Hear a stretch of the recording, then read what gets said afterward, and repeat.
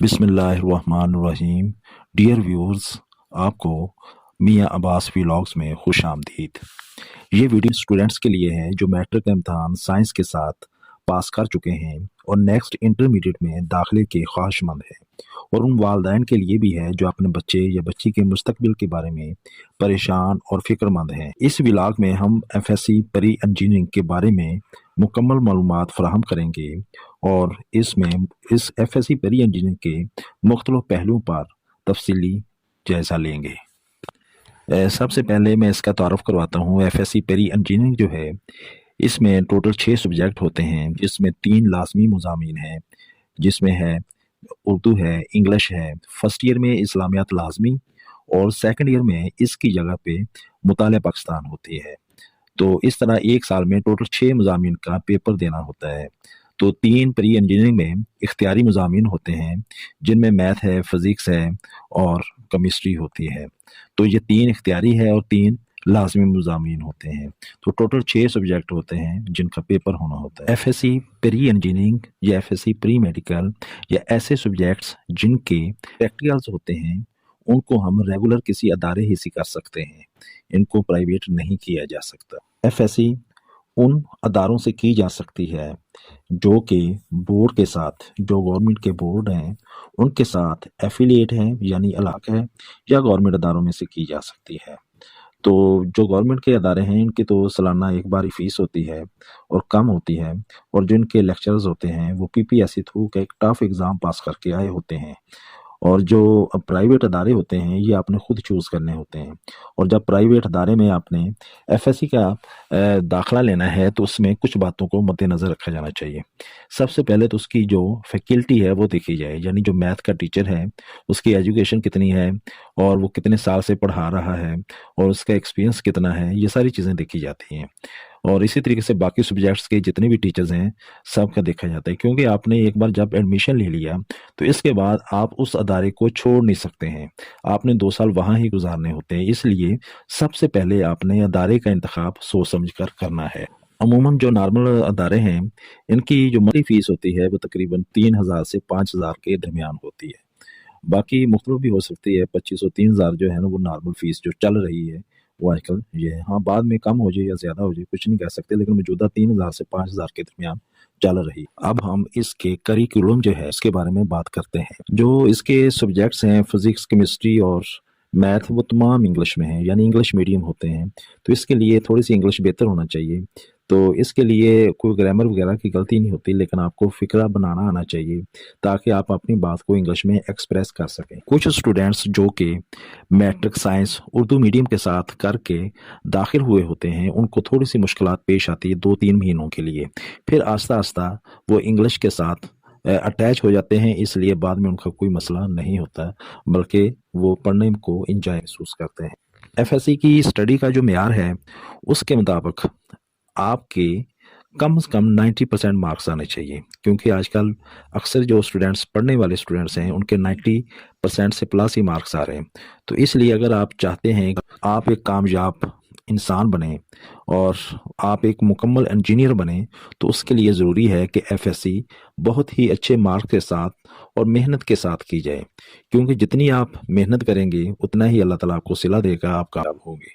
कुछ स्टूडेंट शुरू में 5-6 महीने जो होते हैं फर्स्ट ईयर के, उसमें बहुत मेहनत करते हैं, लेकिन आस्ता आस्ता वो स्टैमिना लूज़ करते जाते हैं और एंड पे जाकर बमुश्किल जो 90% लेने वाले स्टूडेंट्स होते हैं वो 60% या 50% ही मार्क्स लेकर जाते हैं।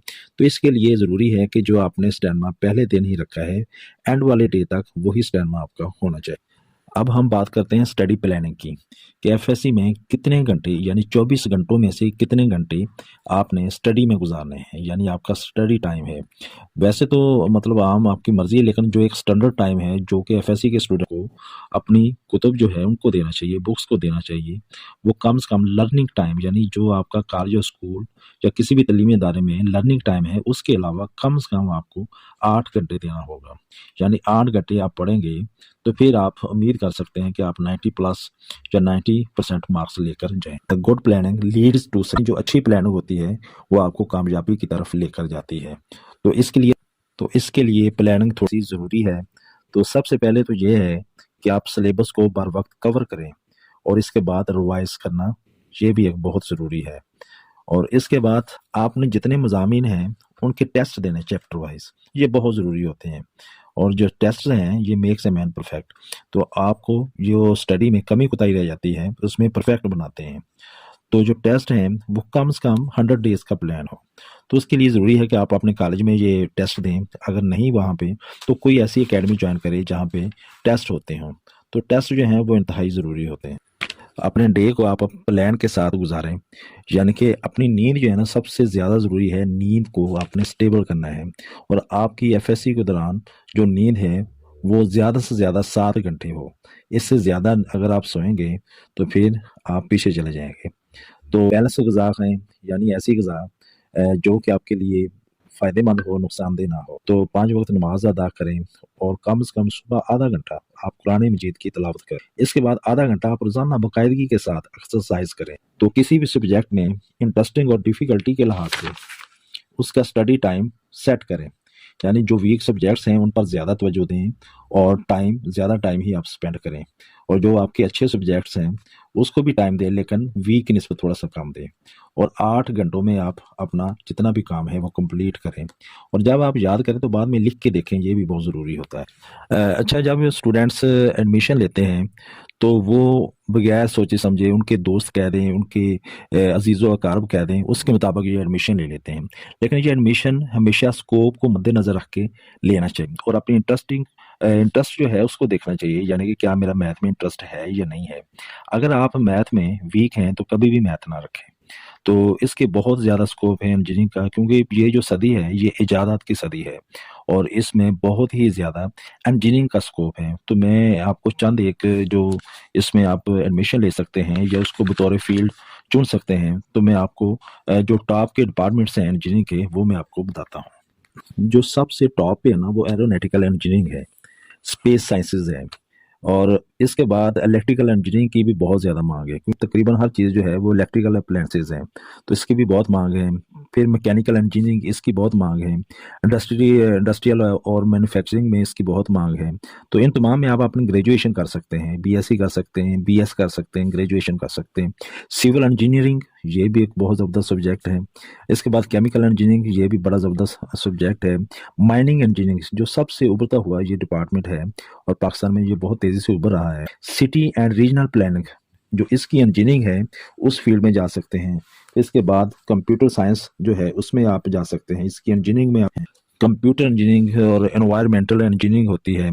اس کے بعد ٹرانسپورٹیشن انجینئرنگ ہے، جیو لاجیکل انجینئرنگ ہے۔ اس کے بعد انڈسٹریل ڈیزائننگ کی انجینئرنگ ہے۔ اس کے بعد آپ مختلف جو فیلڈز ہیں ان میں بھی جا سکتے ہیں۔ انجینئرنگ کے علاوہ جو فیلڈز ہیں، لیکچرر آپ اپوائنٹ ہو سکتے ہیں، ٹیچنگ میں جا سکتے ہیں آپ۔ اس کے بعد آپ کمپٹیشن کے جو ایگزام ہے، یعنی سی ایس پی آفیسرز والے، اس میں آپ جا سکتے ہیں۔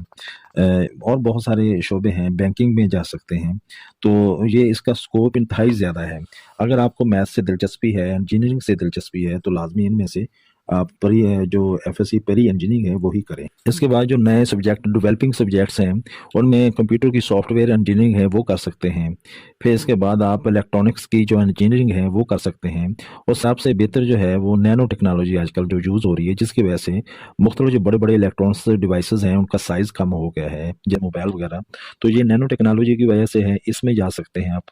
تو یہ تمام جتنے بھی شعبے، اس کے علاوہ بھی بہت سارے ہیں، لیکن جو عام چل رہے ہیں، یعنی جو عام یونیورسٹیز میں جس میں آپ کو گریجویشن کے لیے داخلہ مل سکتا ہے وہ یہ سبجیکٹ ہیں۔ اس میں آپ اپنے ٹیسٹ کے مطابق جو آپ کو سب سے زیادہ پسند ہے اس میں آپ جا سکتے ہیں، لیکن محنت شرط ہے، اس کا باقاعدہ میرٹ بنتا ہے، انٹری ٹیسٹ ہوتا ہے، تو اس کے لیے محنت شرط ہے، محنت کریں گے تو آپ آگے جا سکتے ہیں۔ ڈیئر اسٹوڈینٹس، ایسی معلومات جو کہ اسٹوڈینٹس کو نہیں پتہ ہوتا یا ان کے لیے ضروری ہوتی ہے وہ اس چینل سے میں شیئر کرتا رہتا ہوں۔ برائے مہربانی آپ اس چینل کو سبسکرائب کریں، اس کو لائک کریں، اور اگر کسی چیز کی آپ کو سمجھ نہیں آ رہی تو وہ کمنٹس میں بتائیں تاکہ میں اس کے بارے میں ویڈیو بناؤں۔ اللہ تعالیٰ آپ سب کا